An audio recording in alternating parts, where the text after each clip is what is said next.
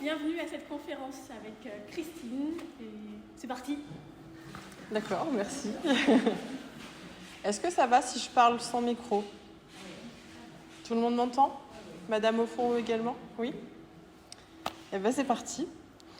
Je suis ravie d'être avec vous aujourd'hui. C'est ma première conférence, donc ça expliquera un petit peu mon trac. J'imagine en fait que pour venir à la salle aujourd'hui, vous avez eu besoin d'une adresse, des coordonnées précises.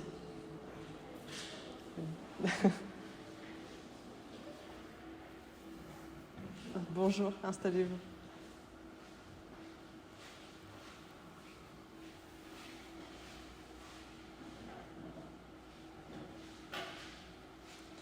Donc je disais, j'imagine qu'aujourd'hui, pour venir à la salle, vous avez eu besoin d'une adresse, de coordonnées précises, que vous avez peut-être même utilisé votre GPS, que votre GPS vous a sorti plusieurs itinéraires pour pouvoir vous rendre à la salle aujourd'hui, que vous avez choisi l'itinéraire de votre choix, que le GPS, merveille de technologie, vous a permis d'éviter les bouchons, d'éviter les travaux, vous a dit où se trouvaient les radars, et vous a permis de venir ici, à bon port, avec le minimum de stress possible. Moi, j'adore le GPS. Je ne pourrais pas m'en passer. Je sais qu'avant, on faisait sans, mais aujourd'hui, on fait avec et je ne pourrais vraiment pas m'en passer. Je m'étais dit d'ailleurs, ce serait bien qu'un GPS existe pour tous les domaines de notre vie, en fait. On taperait des coordonnées exactes. Ça nous mènerait à bon port, sans stress, sans prise de tête. Ce serait vraiment génial. Et forcément, si je vous parle de GPS, c'est pas parce que je suis commerciale chez TomTom, évidemment. C'est pour vous dire qu'un tel GPS existe en fait. Et qu'on l'a tous à l'intérieur de nous. Le truc, c'est qu'on ne le sait pas. Déjà, et c'est aussi que même si on s'en doute un petit peu, on ne sait pas bien s'en servir. Et ce qui me fait dire ça, c'est les chiffres. J'ai fait des petites recherches quand même pour vous parler un peu de ce qui se passe dans la vie en ce moment. J'ai fait des recherches sur LinkedIn, sur Google. Et il se passe que 44% des salariés français seraient en état de détresse psychologique, dont 17% dans des cas graves. 62% des salariés français luttent activement contre le stress et le burn-out actuellement. On a même 82% des DRH qui déclarent être au bord de l'épuisement. Un cadre sur 4 estime que sa santé mentale au travail s'est dégradée au cours de ces 2 dernières années. Les managers sont particulièrement touchés, 65% estiment qu'ils ont une charge de travail qui est insurmontable. 62% ont le sentiment d'épuisement professionnel. 64% ressentent un niveau de stress intense. Mais il y a aussi les mères. Les mères de famille estiment leur charge mentale actuellement à 7,4 sur 10. C'est énorme. 68% se définissent comme physiquement fatigués, 57% comme moralement épuisés, et bien sûr, je ne parle pas des conflits qui ne cessent d'augmenter, que ce soit du simple divorce au conflit armé. Donc, qu'est-ce que ça veut dire ces chiffres exactement? C'est qu'on ne s'écoute pas et qu'on dépasse constamment nos limites, encore maintenant. La détresse psychologique et la santé mentale, ça dit qu'on demande trop à notre mental, tout simplement. Le stress, le burn-out, l'épuisement physique, émotionnel, moral, ça dit qu'on est encore déconnecté de notre corps et de ses besoins. Qu'on distribue mal en fait l'énergie dont on dispose, ou alors qu'on en donne trop ou encore pas assez. Mine de rien, de ne pas en donner assez, c'est stressant. Une charge mentale ou de travail trop élevée, ça emmène des difficultés finalement à s'exprimer, à exprimer ses limites et finalement son fonctionnement. Si on sait exprimer ses limites, on arrive à réorganiser la charge de travail. C'est encore pas le cas aujourd'hui. Et les conflits relationnels à petite ou à grande échelle, ça traduit une méconnaissance et une mauvaise compréhension de soi-même, de son fonctionnement, de nos différences éventuelles aussi, parce qu'on n'est pas tous pareils. Ça traduit aussi une volonté de dominer. La volonté de dominer traduit elle-même une mauvaise relation avec soi-même, des peurs, des besoins non assouvis, des failles narcissiques, etc. Donc moi, quand je lis tout ça, bonjour. Moi, quand je lis tout ça, je me dis une chose, c'est que On n'a pas lu notre mode d'emploi, en fait, encore. Il y a encore des choses qui dysfonctionnent. Mais finalement, en fait, de quel mode d'emploi je parle? Parce que des modes d'emploi, on en a eu pas mal, finalement. On les lit encore. On a la psychologie, l'anthropologie, la philosophie, la sociologie, les sciences d'éducation, la pédagogie, la théologie, la communication, les sciences du langage, les médecines allopathiques, les médecines douces. On a tout ça pour nous permettre normalement de vivre une vie équilibrée et dans le bien-être. Mais c'est toujours pas le cas. Donc moi, de quel mode d'emploi je parle? Je vous parle aujourd'hui, vous l'avez deviné avec le titre. Je vous parle évidemment d'énergie. L'énergie qui se traduit dans les chiffres, ça va bien sûr parler de l'aspect vitalité. Vous avez certainement déjà dit de quelqu'un ou de vous-même que vous aviez une bonne, une mauvaise énergie, que vous vous sentiez rempli ou vidé, que quelque chose était énergivore ou ressourçant. Mais en fait, l'énergie, elle va plus loin que ça. L'énergie, ça va aussi vous donner votre signature. Je vais étoffer au fur et à mesure. Vous avez aussi peut-être déjà dit dans votre vie qu'une personne était solaire ou lunaire, vif ou doux, ou qu'elle était ouverte ou fermée. Ça, c'est la signature. En fait, nous avons chacun notre énergie propre, et donc chacun notre mode d'emploi propre. On peut voir sur ce magnifique dessin réalisé par mes soins, parce que je suis aussi illustratrice, que vous avez deux personnes. J'ai vraiment cherché à illustrer deux femmes du même âge qui vont bien dans leur vie et qui n'ont pas la même signature énergétique. Donc l'énergie, elle va jusque-là. Elle parle de votre vitalité, mais aussi de qui vous êtes finalement.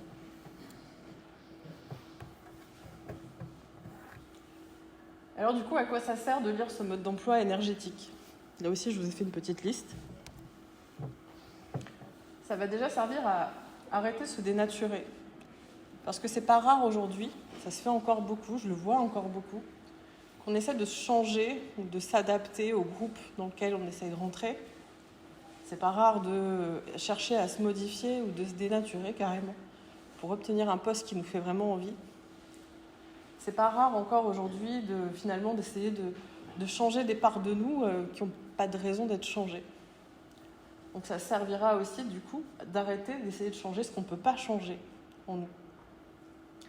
Et du coup de changer ce qui peut l'être. Et le mode d'emploi, ça nous donnera en plus un plan d'action infaillible pour changer ce qui peut l'être. Ça servira aussi à mieux comprendre nos peurs, parce qu'on n'a pas tous les mêmes peurs. Finalement, c'est dû à quoi? Et du coup, à mieux comprendre nos émotions également. À comprendre aussi pourquoi on a les besoins qu'on a.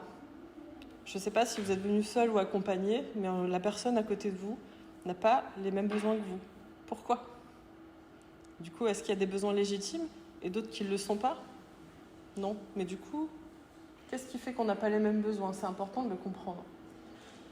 Lire ce mode d'emploi énergétique, ça permet aussi d'ajuster sa vie pro-perso plus facilement, parce qu'on a un guide. Du coup, de travailler, bien sûr, facilement, d'améliorer considérablement son écologie personnelle. D'améliorer aussi nos relations, parce qu'à mesure qu'on se connaît bien, on comprend qu'on est différent, qu'on est unique, vraiment. Quand on comprend où se situe notre unicité, on l'accorde plus facilement aux autres. Du coup, nos relations s'améliorent. On cherche moins à ce que l'autre soit comme nous. Et du coup, ça sert à trouver les bons partenaires, que ce soit dans votre vie privée, dans votre vie amicale, sociale ou dans le travail. Ça permet de trouver les bons partenaires, ceux dont on a besoin. Ça permet aussi d'améliorer son efficacité, parce que comme on se connaît mieux et qu'on sait comment optimiser et bien investir son énergie, l'efficacité est décuplée. Du coup, plus de succès, plus de réussite. Et enfin, un point important, ça permet aussi d'améliorer sa santé, notamment son sommeil, parce que quand on sait comment on fonctionne au niveau de son énergie, on sait comment il faut organiser son sommeil, son heure du coucher. Les choix sportifs, on n'a pas tous la même énergie, on ne peut pas tous réussir à gérer des sports assez intenses. Les choix diététiques aussi.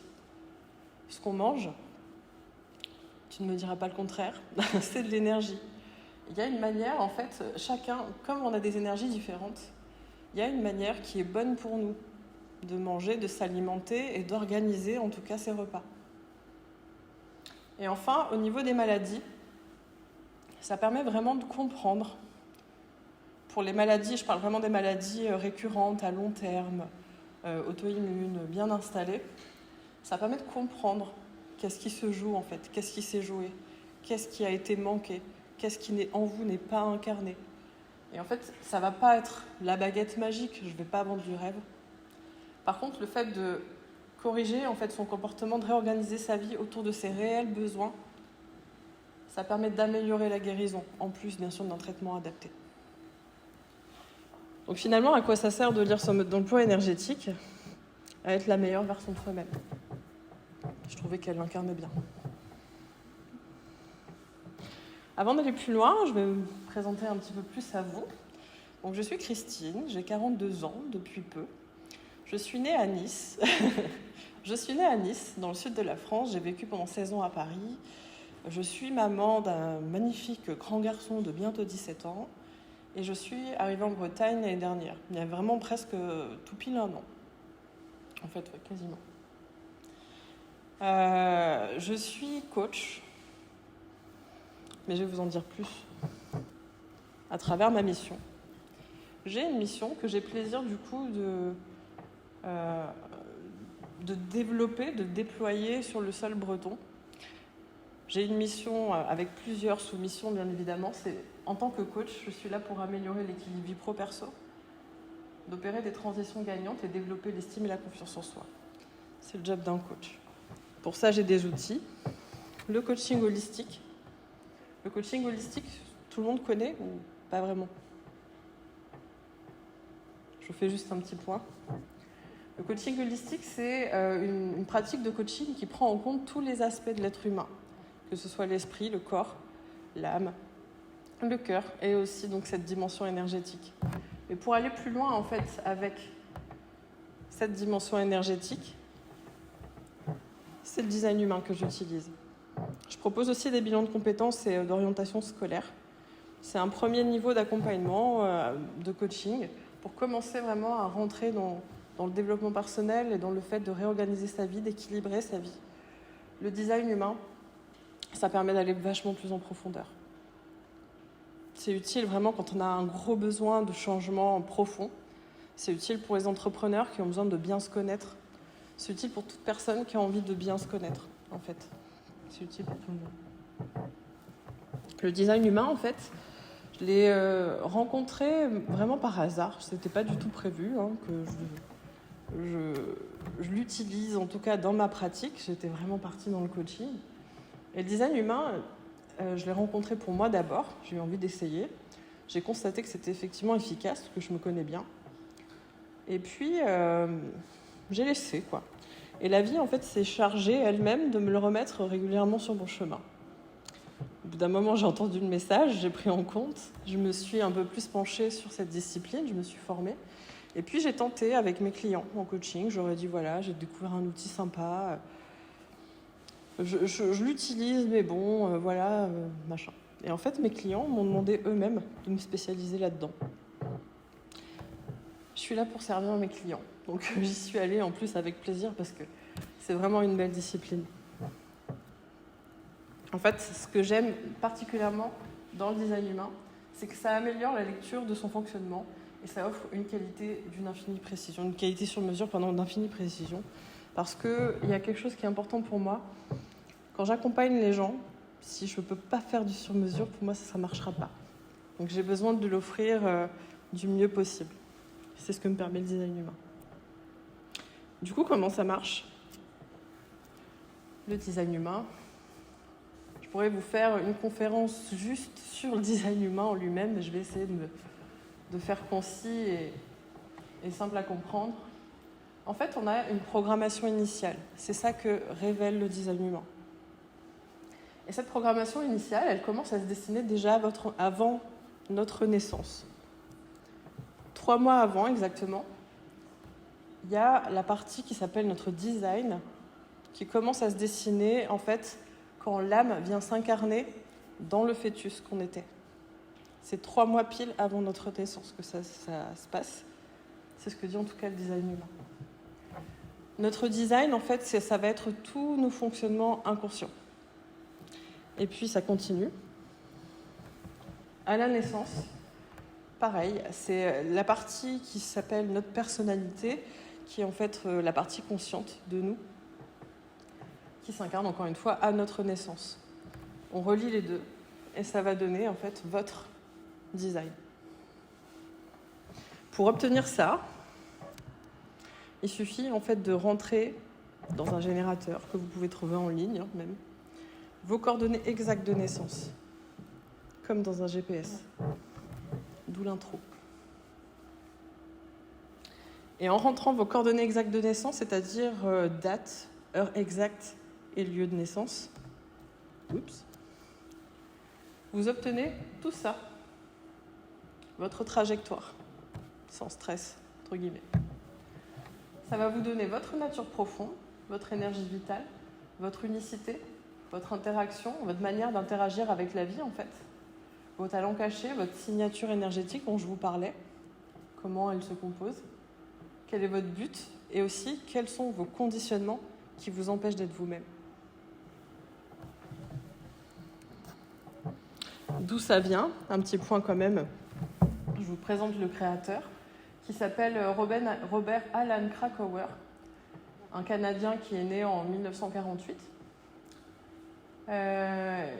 Il a eu une sorte d'appel spirituel, il a suivi ce chemin et en suivant ce chemin, il s'est renommé par la suite Ra-Uru. En fait, il a canalisé le design humain en 1987. Il se trouvait à Ibiza, non pas pour faire la fête, mais pour poursuivre ce chemin spirituel. Il a vraiment canalisé. C'est comme ça que ça s'est passé. Il a pris un petit temps quand même pour prendre connaissance de l'outil et savoir ce qu'il voulait en faire. Et il décide de l'enseigner en 1992 jusqu'à sa mort en 2011. Ce que j'aime particulièrement dans le design humain, c'est que c'est un outil complet. Il y a non seulement une dimension spirituelle. Aujourd'hui, moi-même, j'ai fait ce chemin. J'ai trouvé, moi, ma propre place par rapport à ça. Et je ne peux plus, en fait, délivrer des pratiques sans y mettre cette dimension-là. Il manquerait quelque chose, en fait. J'aurais l'impression d'utiliser des outils qui ne sont pas complets. Donc la dimension spirituelle, c'est un peu une sorte de synthèse entre le I Ching. Le I Ching, pour ceux qui ne connaissent pas, c'est le livre de la sagesse ancestrale chinoise. Moi-même, je ne me suis pas penchée non plus que ça dans les détails. Mais en tout cas, ça reprend beaucoup cette sagesse-là. Vous y retrouvez aussi les chakras hindous, l'astrologie et les canaux de la Kabbale. Mais qu'une dimension spirituelle, ce n'est pas complet pour moi non plus. Donc pour ça, vous retrouvez une dimension scientifique, avec la génétique, la biochimie et la physique quantique. Quelque chose de plus concret. Et en fait, cette complétude, j'aime beaucoup. Elle m'a parlé.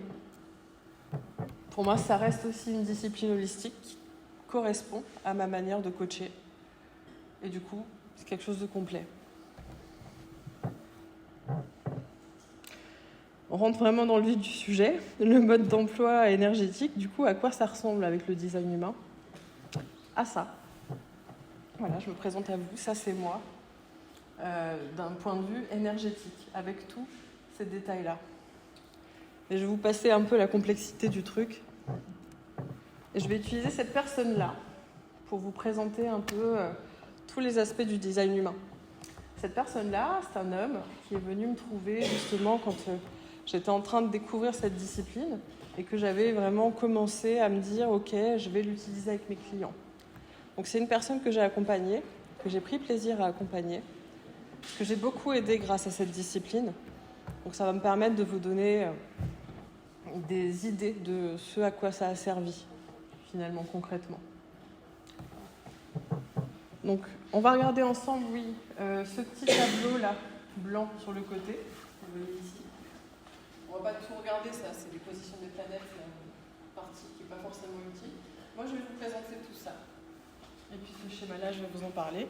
Ce schéma-là, ça s'appelle un body graph en anglais, un schéma corporel en français. C'est ce qui reprend, en fait, votre c'est votre photo énergétique. Donc on peut voir d'abord tout en haut, à gauche, le type. En design humain, il y a 4 grands types, dont un qui est hybride, qui reprend 2 des types. En fait, le type en design humain, il va vraiment vous donner ces informations-là, votre fonctionnement énergétique, comment prendre soin du coup de votre énergie, comment l'optimiser, comment améliorer son hygiène de vie, son aura et sa signature. Ça va vous donner tout ça, on va dire, dans les grandes lignes. On aura encore ensuite plus d'infos en allant creuser à l'intérieur, on va dire. Donc vous voyez ici le type de cette personne, c'est un projecteur.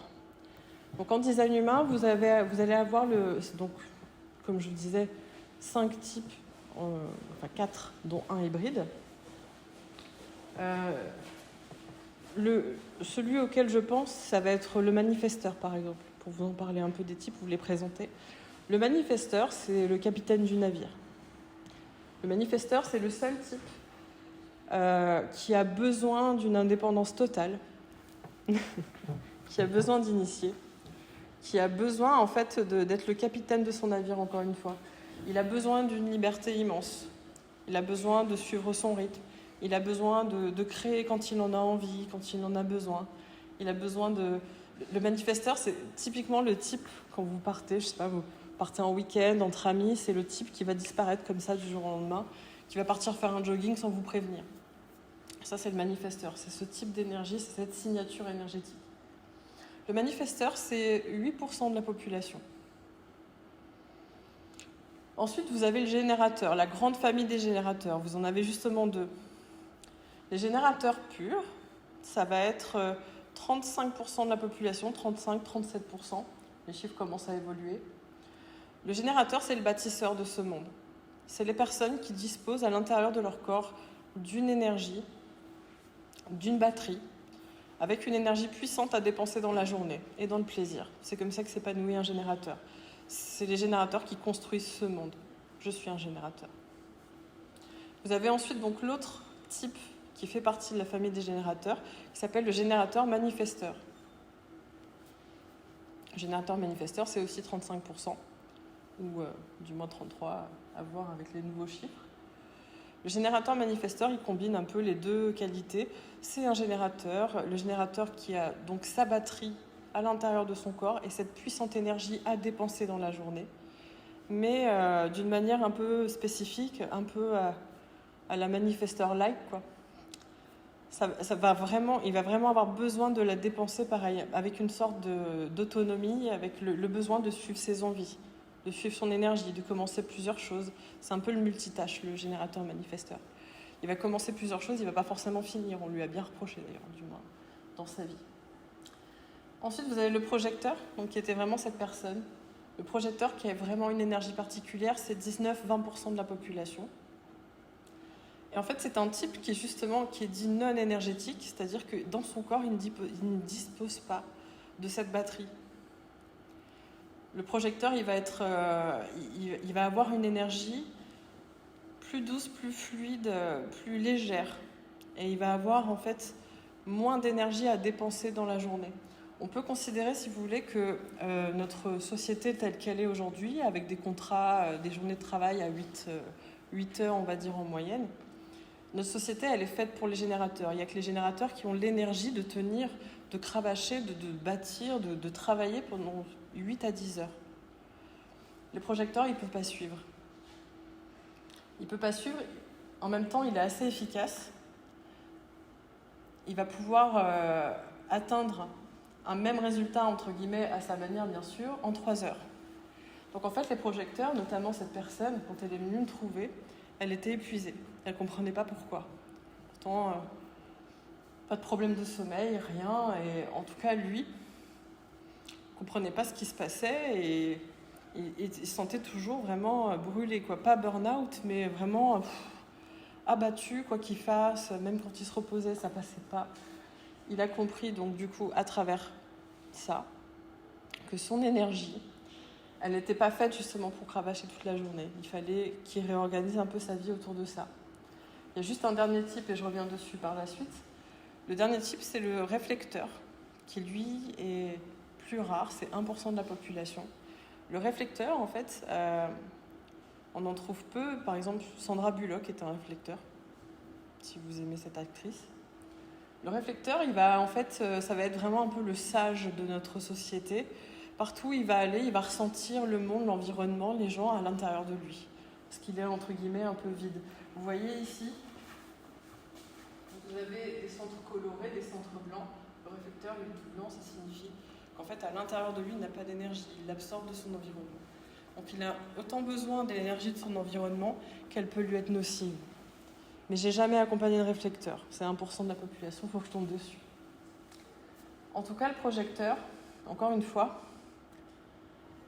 il a vraiment compris à quel point il pouvait être différent, à quel point aussi il pouvait avoir des challenges, en tout cas dans cette société, des challenges quand il se présentait justement dans une entreprise, des challenges quand il faisait partie d'un groupe, même d'amis, parce qu'encore une fois, il fallait qu'il se connaisse vraiment très très bien pour pouvoir expliquer ses besoins, peut-être de s'isoler, de se détendre, qui sont assez fréquents.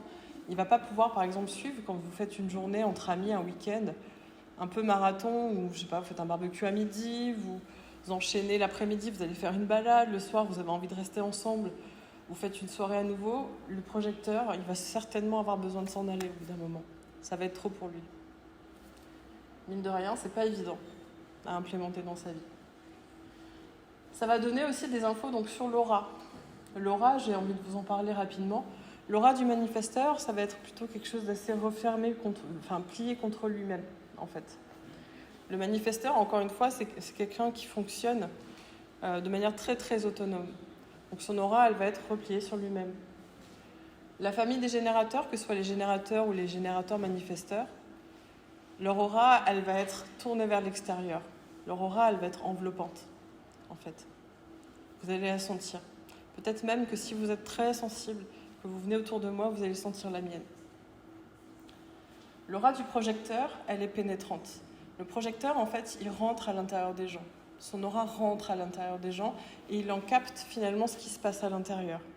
Donc en fait, le gros drame du projecteur, ça va être de partager ce qu'il voit, mais souvent pour la personne en face, c'est un peu trop à entendre. Donc un projecteur, c'est souvent rejeté. Parce que trop franc, parce que trop direct, parce que trop challengeant. Et le réflecteur, son aura est échantillonnante, elle va aller ressentir tout ce qui se passe pareil un peu à l'intérieur de vous. Encore une fois, j'en ai jamais rencontré, je peux difficilement vous en parler parce que j'ai besoin, moi, justement, qui suis un générateur, un 3, ça je vous explique juste après, j'ai besoin d'expérimenter, de ressentir pour comprendre. Donc ça, justement, le 1-3 chez moi, c'est le profil. Chez cette personne, c'est 5-2. Chez d'autres personnes, ce sera autre chose.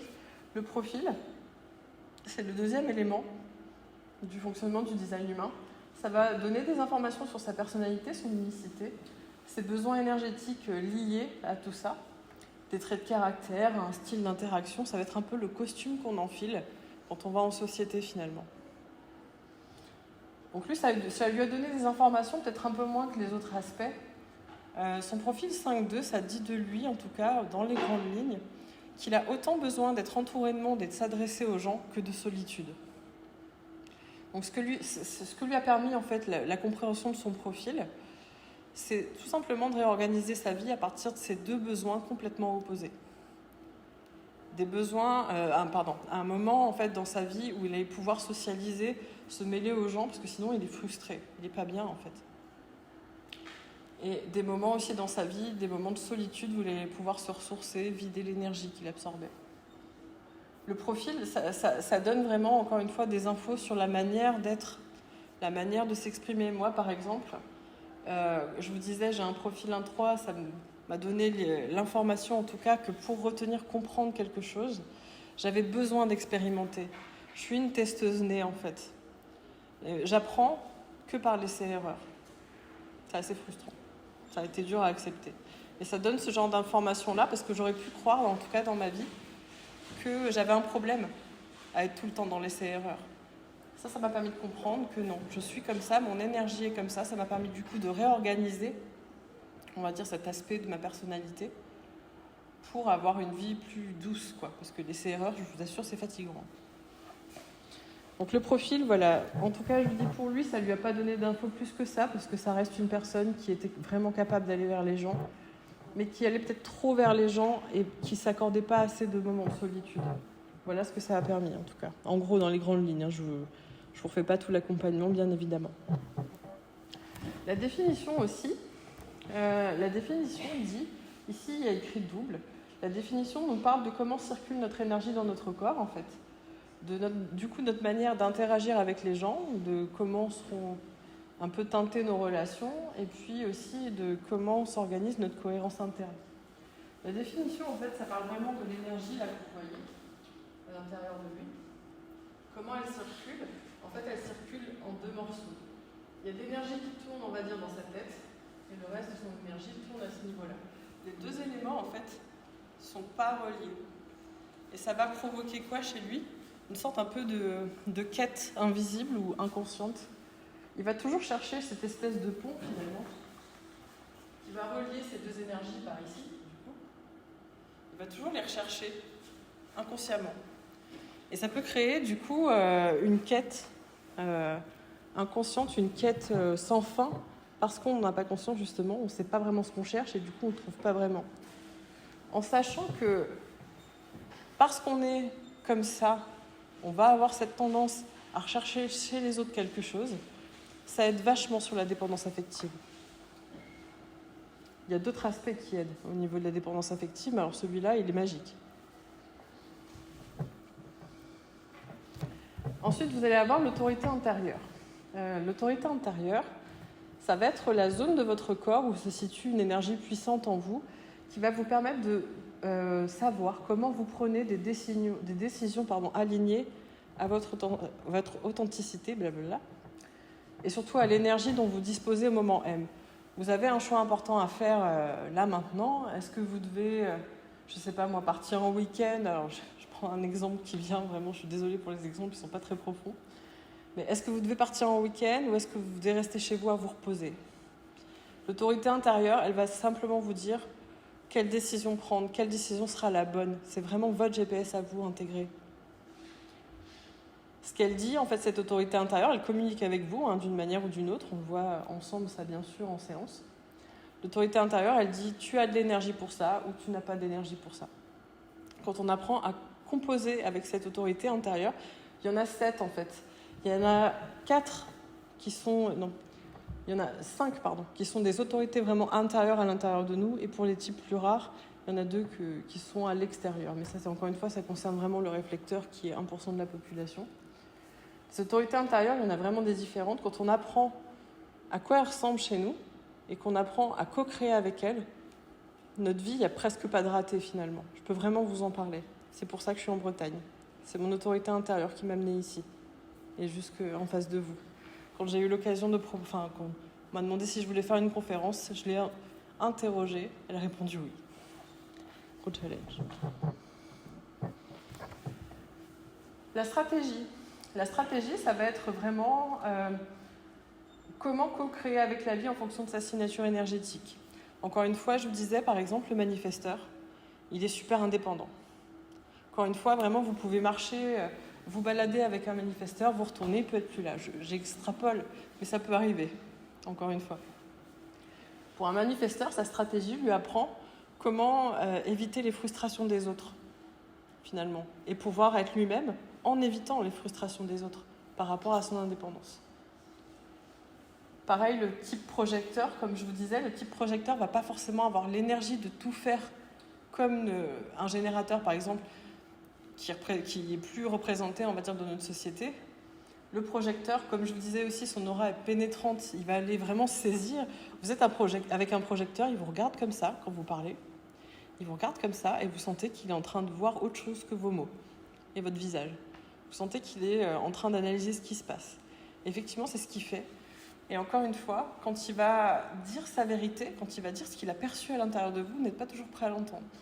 Ça peut être très violent, un projecteur. Donc comme je vous disais, le gros drame du projecteur, c'est d'être rejeté. Et du coup, pour pallier à ça, le projecteur doit attendre l'invitation. Il doit peut-être prévenir les gens qu'il est capable de ça, de voir un peu les choses à l'intérieur de nous, et dire aux gens de l'inviter à partager sa sagesse. Parce qu'il aime faire ça. Et c'est une vraie sagesse. Encore une fois, s'il attend d'être invité à la partager, cette sagesse, sa vie sera meilleure, il sera moins rejeté. Le thème du non-soi. Le thème du non-soi, c'est déjà des conséquences du conditionnement. Le conditionnement qui vous empêche d'être vous-même, bien évidemment. Et c'est aussi votre signal d'alarme à l'intérieur de vous, comme quoi vous êtes en train de prendre le mauvais chemin, celui qui vous mènera droit dans le mur. Je vous disais, vous avez vraiment un GPS intégré, tout le monde. C'est génial. En fait, le thème du non-soi, donc votre signal d'alarme, ça va être une émotion que vous allez ressentir.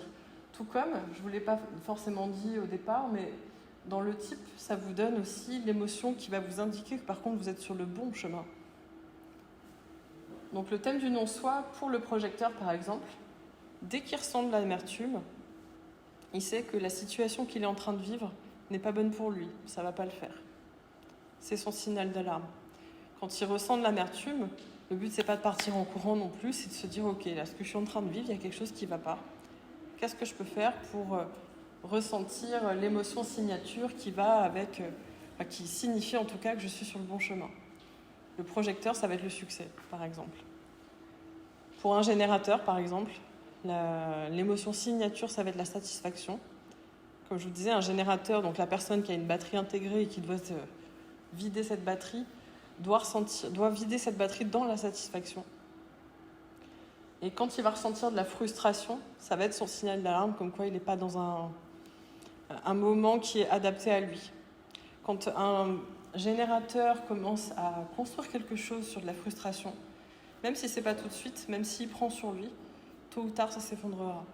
Donc autant ressentir justement cette émotion, l'accueillir pleinement et prendre un autre chemin. Ça c'est une bonne idée. Vous en avez plusieurs ensuite, ça dépendra vraiment des personnes. Enfin, vous avez, sur ce tableau-là du moins, vous avez la croix d'incarnation. La croix d'incarnation, en gros, c'est votre mission de vie. Mais vraiment votre mission de vie au sens large. Il n'y a rien de précis, il y a juste, en fait, ça signifie ce pourquoi est faite naturellement votre énergie. C'est le chemin que vous devez prendre, en gros, c'est quelle est votre dynamique de vie, quelle est votre destinée, votre rôle, en fait, dans cette société, votre rôle naturel en fonction de votre énergie.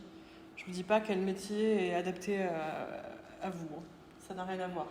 Je vous ai mis la croix d'incarnation de ce monsieur, qui est la croix de l'angle ouvert de l'identification avec des chiffres là, que vous voyez. Je ne rentrerai pas forcément dans les détails, mais sa croix d'incarnation, elle dit de lui, par exemple, vous portez l'énergie nécessaire pour attirer les gens à s'identifier à votre cause, que vous collectiez des fonds pour une œuvre caritative ou vendiez des maisons, ou fassiez la promotion d'un livre, vous avez la capacité d'amener les gens à s'identifier au tableau que vous peignez.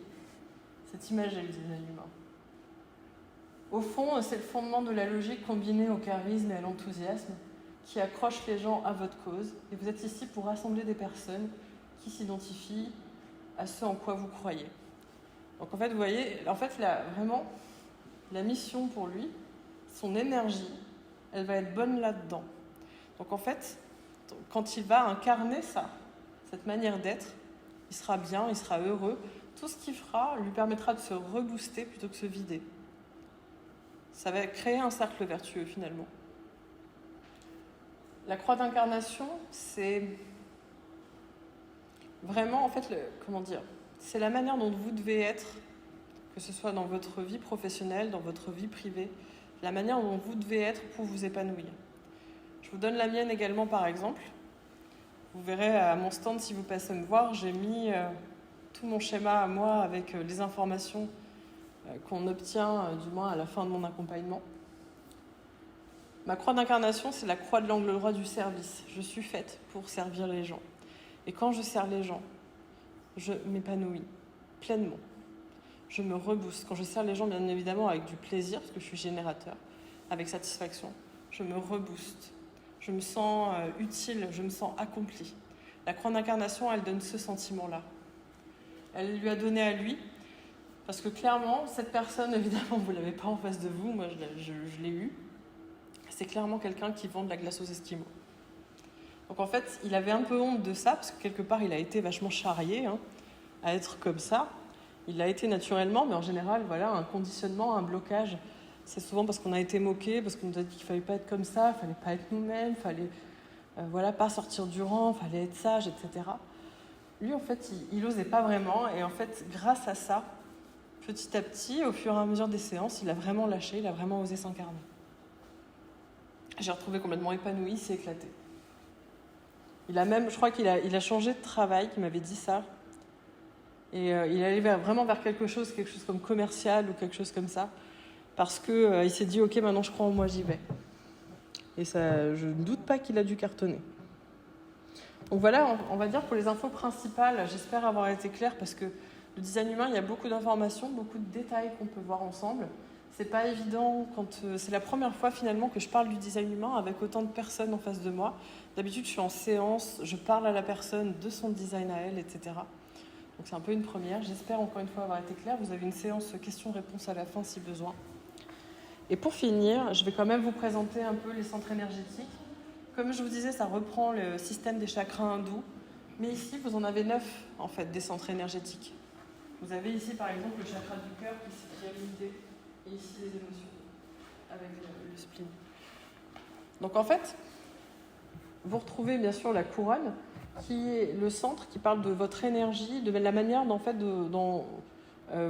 ce qui vous inspire, en gros, quoi. De ce qui va vraiment vous inspirer plus qu'autre chose. Ça donne bien sûr beaucoup plus d'infos que ça, mais en gros, le thème, c'est l'inspiration pour ce centre énergétique qui se situe au niveau de la couronne. Ensuite, vous avez l'ajna, pour les personnes qui connaissent en tout cas les 7 chakras. C'est un peu le même nom, l'ajna qui est le centre de la conceptualisation. Ici, c'est le mental. Grâce au design humain, on sait comment marche son bouton off, pour les gens qui pensent trop, comme moi, par exemple. Un bouton off existe. Tout n'est pas perdu. Ensuite, vous avez le centre de la gorge, en tout cas, le chakra de la gorge, qui est bien sûr le centre de la communication, mais aussi de la manifestation. Ça va vous dire comment vous communiquez, comment vous manifestez les choses dans votre vie. Vous redescendez un peu plus bas, et c'est donc le chakra du cœur dédoublé. Le premier, là, le losange, ici, c'est le centre de l'identité et aussi de l'amour, et aussi de la direction que vous prenez, en fonction de votre identité, bien sûr. Celui qui est juste un peu en dessous, le centre de la motivation, c'est un centre, en fait, qui parle aussi d'estime personnelle, de choses comme ça. Vous redescendez un petit peu en dessous et c'est la conscience émotionnelle. C'est le centre du plexus solaire. Ça parle vraiment de comment fonctionnent vos émotions. Ça donne énormément d'infos. En général, quand on fait une séance sur les émotions, elle est lourde, il y a beaucoup de choses et elle est très libératrice. On a tous un peu des soucis avec les émotions, actuellement dans notre société. Vous revenez au milieu, et ça c'est mon petit chouchou à moi, c'est le sacral. Le centre sacral, c'est ici que se situe, moi en tout cas en tant que générateur, c'est ici que se situe ma batterie, c'est ici que se situe mon autorité intérieure, tout est centralisé ici chez moi. C'est le centre vraiment de la force vitale. Vous vous redécalez de l'autre côté et vous avez le centre spleen, il s'appelle, qui est un peu, on va dire, la nouveauté qu'apporte le design humain, qui est le centre de la conscience corporelle. Ça aussi, c'est un centre qui est très utilisé chez moi, en tout cas. Parce que il est très, il est présent, quoi. J'ai énormément d'énergie dans ce centre. C'est le centre de l'intuition aussi. Je suis quelqu'un de très intuitif, j'ai compris pourquoi. Et du coup, j'ai compris quelles étaient mes forces à ce niveau-là. J'ai pu aller plus en détail et m'en servir en séance. Quand vous faites des séances avec moi, mon intuition est au taquet. Et elle vous accompagne bien en général.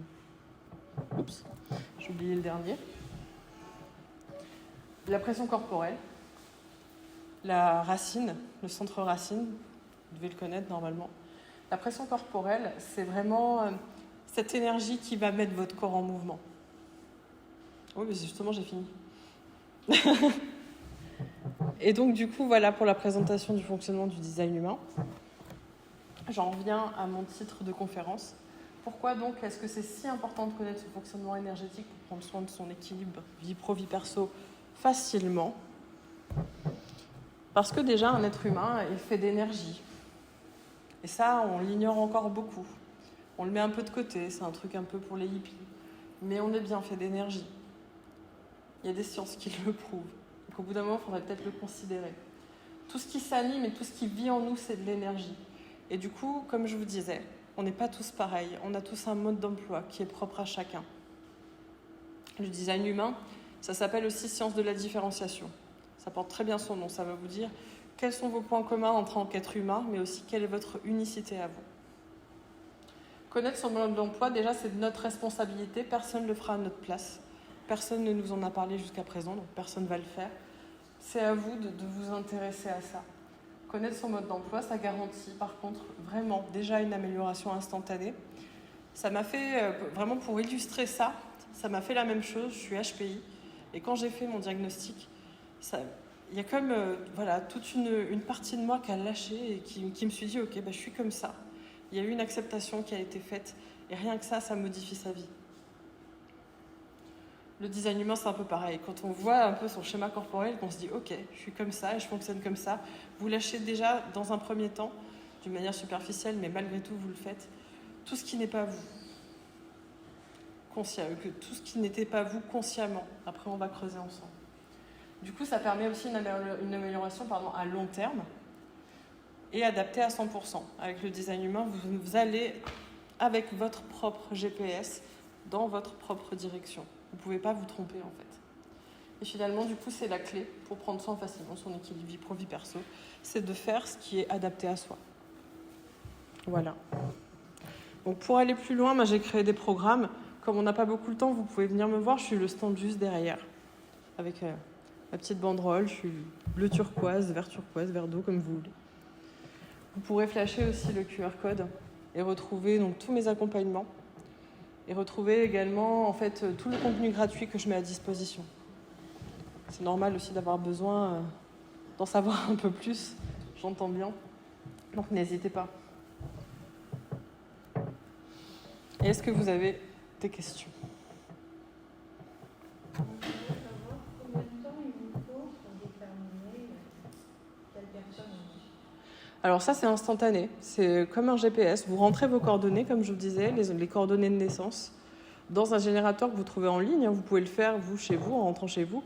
C'est juste que vous n'allez pas forcément avoir l'interprétation qui va avec, et surtout pas la guidance qui va avec. Mais ça prend quelques minutes. Je pourrais vous en parler encore une fois.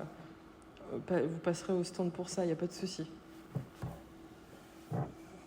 Oui ? Au début de la conférence, on a dit... Non, c'est moi qui le vois. On disait qu'on était tous uniques. Par contre, le design humain nous classe dans certaines catégories. Enfin, effectivement, c'est plus précis, mais on ne pourrait pas être un petit peu manifesteur, un petit peu... En fait, c'est pas comme ça. C'est pas comme ça et c'est comme ça en même temps. Le design humain, c'est une pratique qui va à une profondeur incroyable. Donc effectivement, parfois, on peut avoir des petits traits du manifesteur, on peut avoir ce que vous dites. Par contre, bien sûr, il y a quand même une dominance chez vous, et c'est de ça dont je parle. Là, c'est vraiment le premier niveau. Donc pour un premier niveau, c'est bien d'avoir des catégories pour aller ensuite pouvoir sortir un peu de ces cases-là. Bien sûr, bien sûr. Et ce que je ne vous ai pas forcément dit non plus, parce qu'il y a tellement à dire, encore une fois, sur cette pratique, en 1 heure, ça suffirait presque pas. Vous voyez, normalement, à l'intérieur des centres, vous avez des numéros, vous avez des canaux, vous avez des numéros qui sont entourés, des numéros qui ne sont pas entourés, etc. En fait, tout ça, ça parle ensuite de vraiment des petits détails qui font votre unicité. Là, ce que je vous ai évidemment présenté, c'est les catégories de base pour déjà avoir une compréhension de comment vous fonctionnez. Il faut, sinon c'est trop complexe d'un coup. Il faut vraiment y aller pas à pas, quoi.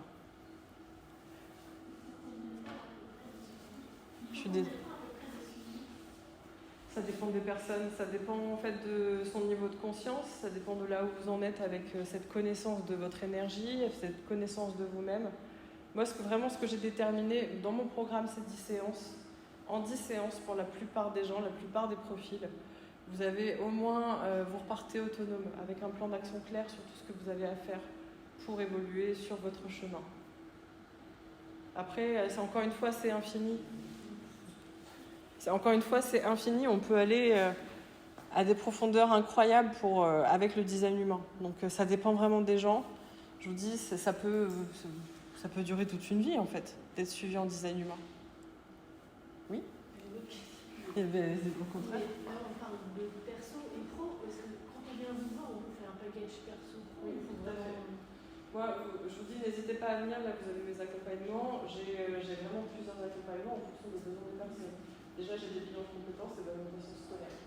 Le design humain n'a pas sa place là-dedans, mais ça permet un premier niveau de connaissance de soi puis d'évolution. Le design humain, ça vient, parce que c'est un peu plus profond. On fait des tests psychotechniques, des choses comme ça. C'est plus profond, donc en fait, vous venez avec votre problématique. Si elle est professionnelle, on fera votre profil et je ferai des liens avec le professionnel. Si elle est personnelle, je ferai des liens avec le personnel. Tout dépend de la demande de la personne. Exactement. Et c'est là que je vous dis, là, avec plusieurs personnes, c'est difficile de vous donner des bons détails parce que vraiment, c'est quelque chose qui permet du sur-mesure à 100%. C'est ça que j'aime déjà. D'ailleurs, c'était vraiment un gros challenge de vous présenter comme ça en conférence, du moins pour moi. C'est vraiment le plaisir de pouvoir m'adapter à la personne et lui donner toutes les clés en fait. Il n'y a pas un accompagnement qui a été le même. C'est bon ?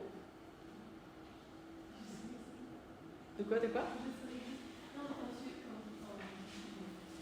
parles justement d'un accompagnement différent, parce que la tête du thé en individuel, forcément, c'est totalement différent. Chaque personne a bien l'expérience. Mais c'est ça.